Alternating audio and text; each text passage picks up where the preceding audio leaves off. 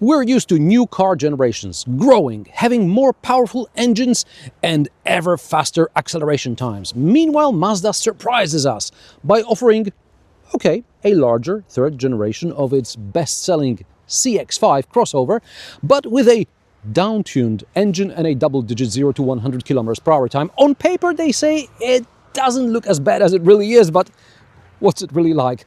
Just in case, Mazda invited us to sunny Spain so we wouldn't have to test the car in late winter thaw.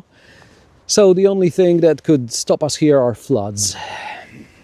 Let's get on with it, shall we?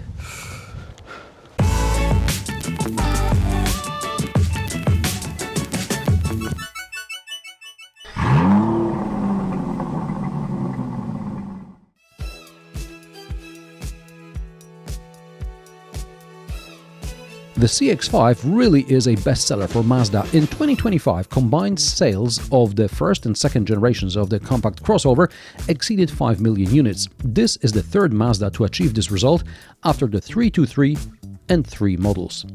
Debuting in 2012, the first generation Mazda CX-5 introduced a suite of technologies called e-Skyactiv, as well as the Kodo Design language. Today, we'll also be discussing both of these. We'll start with one of the elements of the e-Skyactiv tech, the engine. It's the 2.5-liter e-Skyactiv G powertrain we know from other Mazda models. It features a 24-volt mild hybrid and it's mated to a 6-speed automatic. Mazda decided that instead of making its life more difficult with, say, a 48-volt mild hybrid or maybe a full hybrid, it's just going to be easier to down-tune the engine. So now we have 141 horsepower from a 2.5-liter engine, which works out to just over 56 horsepower per liter. A souped-up 1964 Mustang produced more horsepower per liter, and American engines of the era were famously low on power and high on displacement. And now the Kodo design. Mazda claims that the current version of this design language gives the new CX-5 a sportier and more confident look. The new CX-5 certainly looks beefed up compared to the previous two generations. It's also a full 11.5 centimeters longer than the second generation, now measuring almost 470 centimeters. It's only slightly shorter than the Mazda CX-60. The wheelbase has also grown by 11.5 centimeters to 2,815 millimeters. Width has increased by just 1.5 centimeters to 186 centimeters. Also, height increased by 1.5 centimeters to 169.5 centimeters. The extended wheelbase means more interior space, in this case mostly in the boot and for the second row passengers. The boot now has 586 liters capacity, 61 liters more than in the second generation, and with the backrest in the second row folded, capacity goes up to 2019 liters, 381 liter increase. The dimensions above the floor are 105 centimeters in width. The boot is 100 centimeters deep by the floor and 50 centimeters high from the floor to the cargo cover case. This gives us about 500 liters. There are also niches on both sides to accommodate, say, a golf bag, and then there's a styrofoam insert under the floor that houses the subwoofer. The cargo cover fits under the floor. This time it's a regular one, not the Karakuri type as in the previous generation. There are no shopping bag hooks. Gone is the extra lever to fold only the middle section of the backrest. With the rear seats folded away, we get a flat cargo area. Mazda boasts the rear doors open wide, but if I remember correctly, the previous generation also had good access to the rear seats. However, the door opening is now 7 centimeters wider. This probably also means that the doors are 7 centimeters longer, so opening them wide may be a bit more difficult in tight parking spaces. Now, the longer wheelbase also means there is more legroom, up to 58 millimeters more, and regardless of the wheelbase, Mazda also managed to create almost 3 centimeters more headroom. ISOFIX anchor points are still only on the 2 outer rear seats. The backrest still splits 40-20-40, but the USB ports and the seat heating buttons have been moved from the armrest to near the air vents. No, there are no controls for the third climate zone. Door pockets are good size, but the plastics are hard, so there may be some rattling. To be honest, the whole interior feels very light. For example, the rear backrests are light as a feather. Depending on the trim level, there may be pockets in the front seat backrests. Regardless of the trim, doors cover the sills, but the top trim level gets glossy sills and fender protectors, while lesser versions have matte finish, and in my opinion, matte is better. Not necessarily nicer when the car is new, but better when the car is a couple of months old. There's something else that sets the top-of-the-line Homura apart: the Kodo lighting. In case of the rear lights, it's just that single illuminated element. And in the front, the daytime running lights are two strips here, instead of this one rectangle. Here, the rectangle is part of one of the three elements for the headlights and high beams, these three here. Here, I think it's time we go for a drive, and I'll tell you about changes in the cockpit later on. Every test drive of a new Mazda model starts with a question about Jinbai Tai, the horse and rider, together. If you're buying a Mazda for other reasons, that's fine, and we'll get to those in a moment. But for those of you who love Mazda for its handling, I can reassure you that the ride and handling are in true Mazda spirit. The steering, even if overly assisted, is very direct, and that's a plus. The suspension is adequately tuned, so it's firm and absorbs the bumps well, but also stabilizes the car during fast cornering. Unfortunately, visibility leaves much to be desired. Higher window line and the angle of the A-pillars may make it difficult for some drivers to see out, especially during city maneuvers. Furthermore, I have the impression that those longer rear doors meant pushing the B-pillar forward, and now I can see it out of the corner of my eye. And I'm not even that tall, so taller drivers will see even more of the B-pillar. Or they won't, because the reach adjustment range for the steering column is ridiculously short.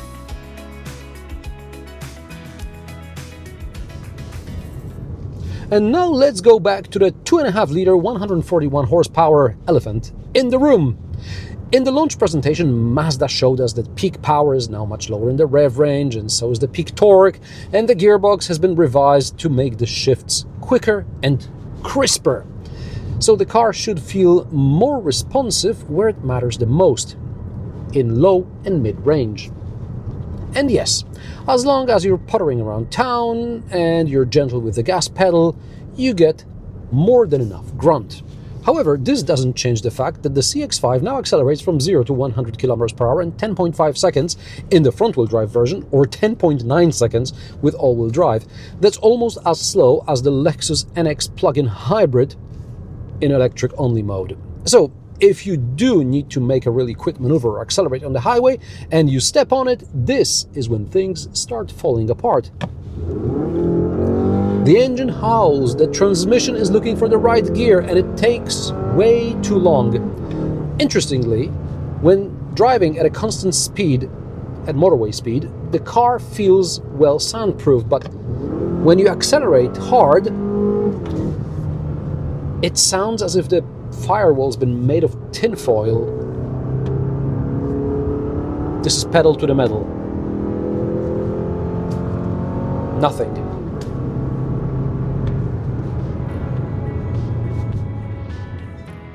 Mazda claims the combined fuel economy should be around 7.5 liters per 100 kilometers, depending on the powertrain and trim. During these launch events, it's hard to get a reliable reading, but after the whole day of filming, I estimate the Mazda uses about 7.5-8 liters per 100 kilometers combined, assuming you're not flooring it all the time.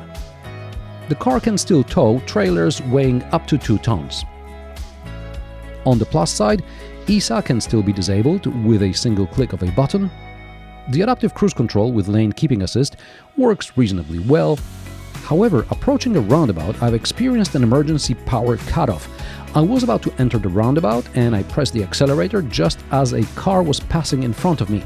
Mazda cut off power as I entered the roundabout and started all its emergency beeping. I had to let go of the pedals, then push the brake, let the car come down, and only then I regained power, which meant I actually cut someone off. not ideal for driving in real-life dense traffic.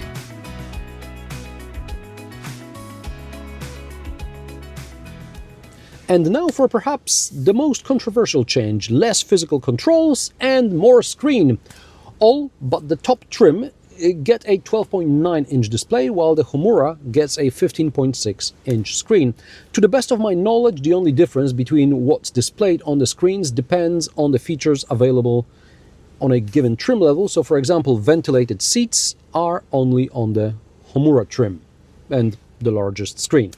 Now, the infotainment system is based on Google Automotive. Mazda claims that you don't need buttons when you can talk to the car. However, I'm a boomer who gets a brain freeze every time I have to talk to inanimate objects. So this is why I prefer buttons. Anyway, this system isn't the fastest, and even Google SatNav, when sprinkled with Mazda's magic, is so slow that I keep taking wrong exits from roundabouts. I recall the same problems since TomTom SatNav in Mazda CX-3, I think it was, and the launch event was also here, oh, so many years ago. Still, it's a bit of continuity. Google services require internet access. There's a data plan included for the first couple of years. Mazda hasn't yet announced the terms of the plan extension, but if necessary, you can also use your phone as a Wi-Fi hotspot. So in that case, it's better to simply switch to Android Auto, I guess. On the plus side, there are spacious door pockets, good cup holders, a wireless charger, and a place for the key fob. Storage under the armrest is small, and I'm not a fan of this split lid. The glove box is also small for this big a car. The virtual instrument cluster graphics are reminiscent of those in BMW. The screen contents can be controlled with buttons on the steering wheel. They're not as bad as full-on touch-sensitive Surface, but not as good as those in previous Mazda models. At least the head-up display is large and legible and features all necessary information from SatNav and driver aids. Prices of the new Mazda CX-5 start at €34,990 for the front-wheel drive Primeline trim. This test car is the Homura all-wheel drive with a panoramic sunroof and Sol red crystal paint. The total price is €46,790. The new Mazda CX-5 is competitively priced for a car this size, and you're buying from an established brand rather than from a Chinese newcomer, even if Mazda's performance is somewhat modest. And what do you think about the new Mazda CX-5? Let me know in the comment section below. If you like my sarcastic, down-to-earth and possibly mildly amusing car reviews, join me every Friday at 3 p.m. Central European Time, and don't forget to subscribe and like this video, as it helps me with the YouTube algorithm. Thanks for watching, and I will see you in the next one.